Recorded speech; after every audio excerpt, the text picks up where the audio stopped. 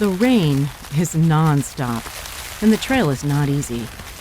We were warned that it may look like a stroll of 7 miles along a loch, but it's steep ups and downs, dodging bog and stream. By the time we arrive in Kinloch Hourn, we're wet through and through. The cafe's inside an old farmhouse and is clean and dry, and there's a man sitting inside. He opens the door a crack and tells us, "We're closed." That's when Ted steps forward, replying how he phoned and is disappointed with them. The man's wife appears to tell us her mother has died. Well, I fear that Ted might sound scolding, so I butt in and say, "We're so sorry, in that I've come from America. We've heard such lovely things about your cafe." The woman is furious with me and snaps that she didn't bank on her mother dying. Oh dear, I had no idea I was being offensive. I apologize and step back into the drenching rain. And that's when Ted makes himself look old and suffering. At least that's what he told me later. And the man relents, inviting us inside. But not without leaving our rucksacks, shoes, and waterproofs in the storeroom, where we have to walk back outside in the rain uncovered and wearing borrowed Crocs before we can enter.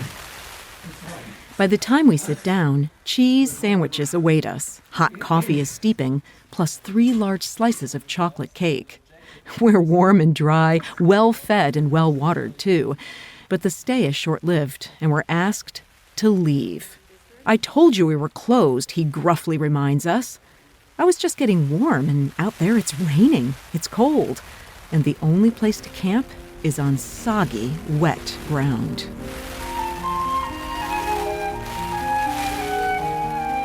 You're listening to the Blissful Hiker podcast.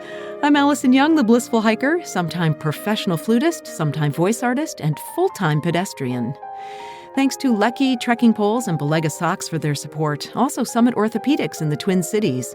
My choice for 2 total hip replacements. I guess you could call me Bionic Bliss or the Titanium Tramper these days. My goal in sharing stories of walking long-distance trails as a solo, female, middle-aged, titanium-reinforced hiker is to empower you to learn to hike your own hike, too. Waking up that morning dry and warm and able to stand as I sort my kit is a luxury I'll never take for granted. That and being able to turn on a faucet for water. We awaken not on the ground, but in a lovely bothy with flush toilets and electricity. It's not heated, but it's out of the elements, and it feels good. This is day 5 of the Cape Wrath Trail, and the weather is really turning. The mist is down, and I'm so glad we had such a great day yesterday. Sure, it rained, but there were clear spells with gorgeous light and full sun. Today, the high Monroes and everything surrounding us are in cloud.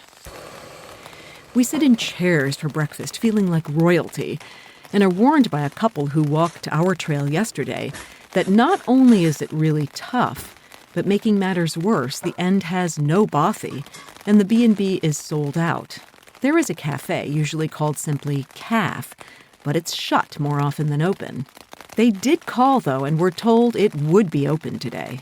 So we bundle up in waterproofs and a good attitude as rain comes down already. It's easy at first on road past wetlands and seaweed-filled beach.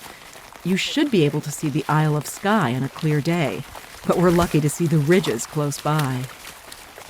Soon we leave this road and head right up on the head. The trail is clear if rocky and wet, but I splash through most everything at this point, my double socks glistening with bits of sand and shiny grit. So far, the strategy of a polyester compression sock with running socks over it is working, keeping chafing at bay. We're now an unlikely trio, though we seem to move at about the same pace. The bump on my head has receded, likely because it was my metal cup that broke the fall, and I only suffered a glancing blow. But my hand is stiff and might have come down hard in the fall. We're told this section will take about 4 hours, and right away Ted wants to know the terrain. I tell him it's 3 big climbs and 5 small climbs. The trail is obvious, and the rain stops enough for us to see the shape of the loch and the mountains holding it in tightly. Houses appear along the way, some with a motorboat anchored nearby. It's lonely here, yet surprisingly lovely. Bracken ferns are everywhere, mostly brown now and curling at the edges. Ted walks ahead and is swallowed whole in one overachieving tunnel. Trees with red berries are the brightest bit aside from Ian's blue jacket. A pine with spreading branches out of Dr. Seuss creates an arch to walk through. It's not a day for rainbows, but the rain does abate when we hit the first of the climbs. It's only 100 feet or so up, and the trail is easy going. But down is another story altogether. The path like a trench where rainwater logically collects. We all take care after yesterday's wipeout. Some of the steps huge from rock to muddy bit and then grass under a few inches of water. At a wooden bridge, Ian slips as if on ice and nearly loses his balance. Someone has cared for this trail and built rock support so the trail won't erode into the loch. At one bay, a cormorant swims past, an eye warily trained on us before he dives under. What I think is the second rise, but actually is the third, takes us higher still with a view to cliffs and two birds, hawks, eagles, buzzards, I don't know, soaring high above. I plod through puddles, but nothing is as deep as yesterday. We cross several burns, raging now from the recent rains, but not dangerous. The sheer quantity of water is hard to imagine. In the loch, crashing off the cliffs and spitting on us from above. A couple comes the other way, happy to be out on a day walk, and he comments that it's mild today.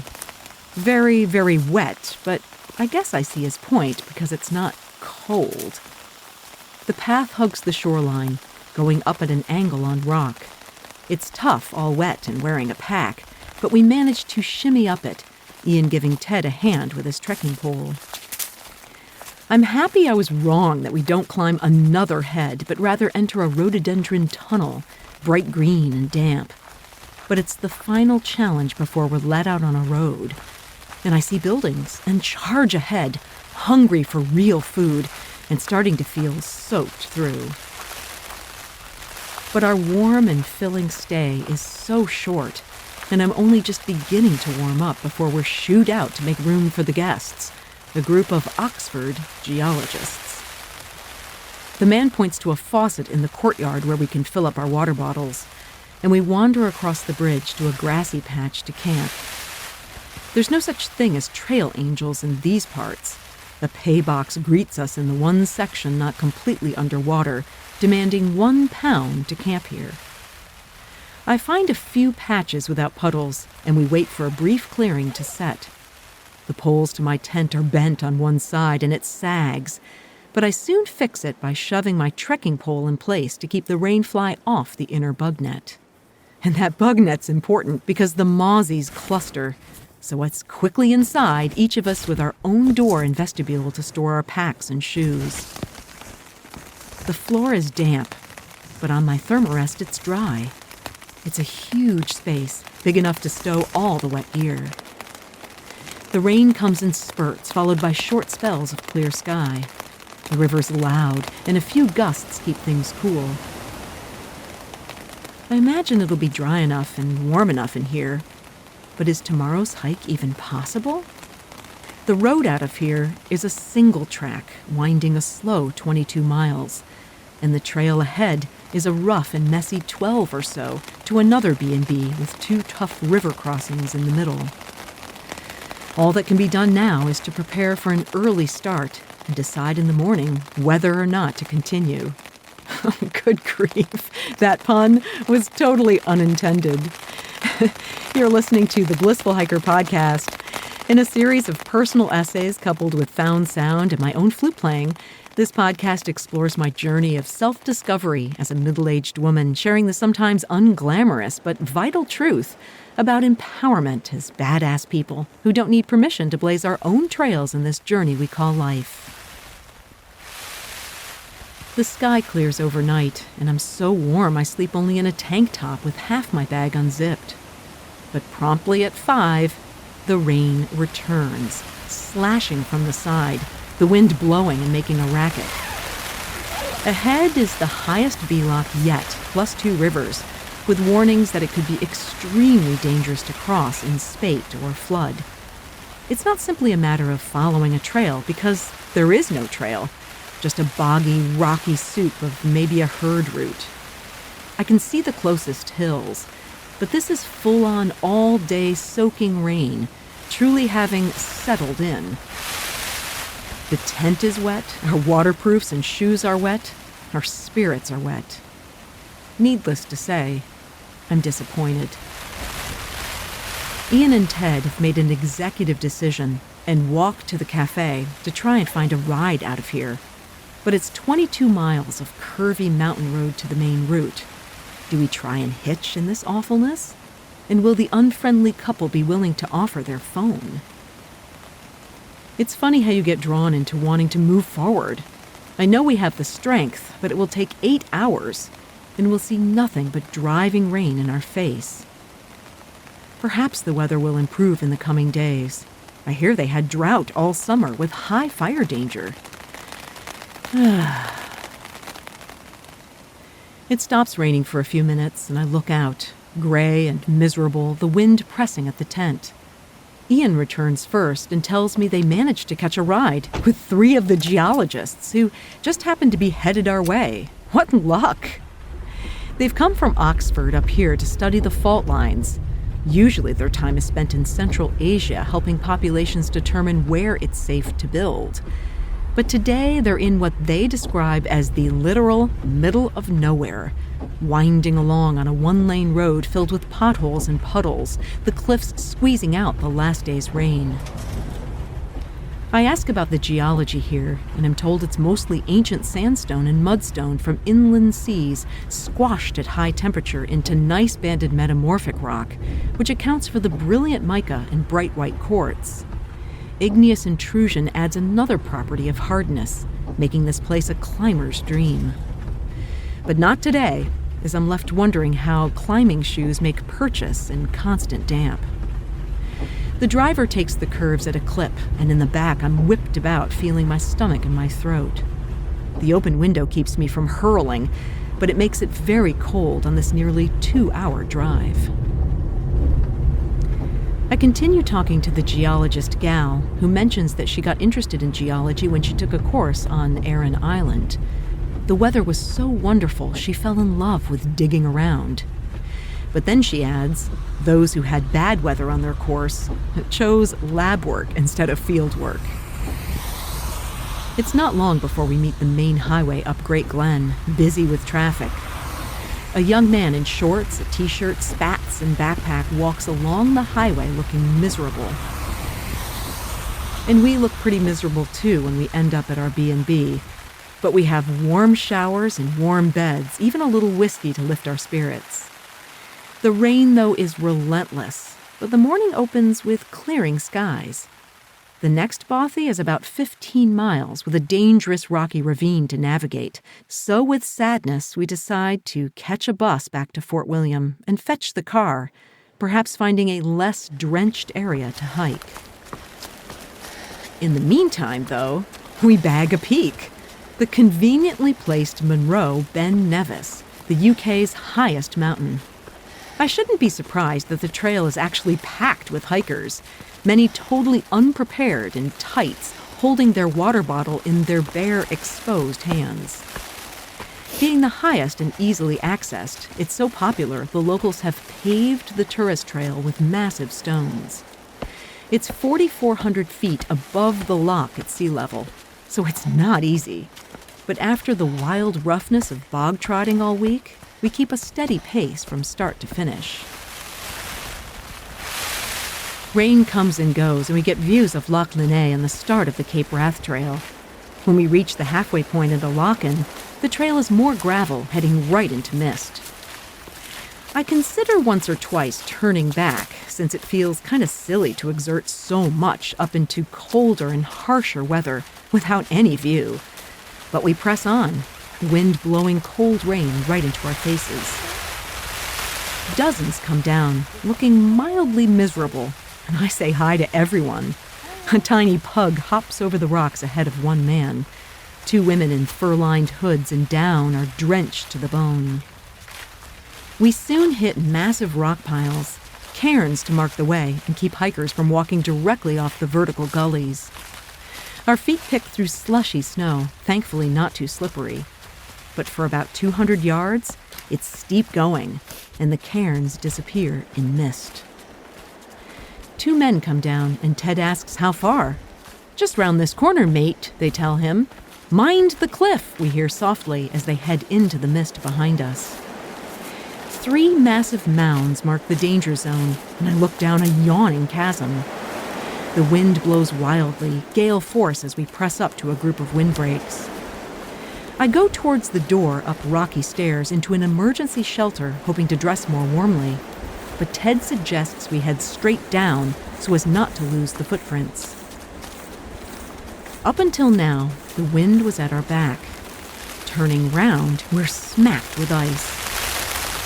My fingers, my toes, they're numb.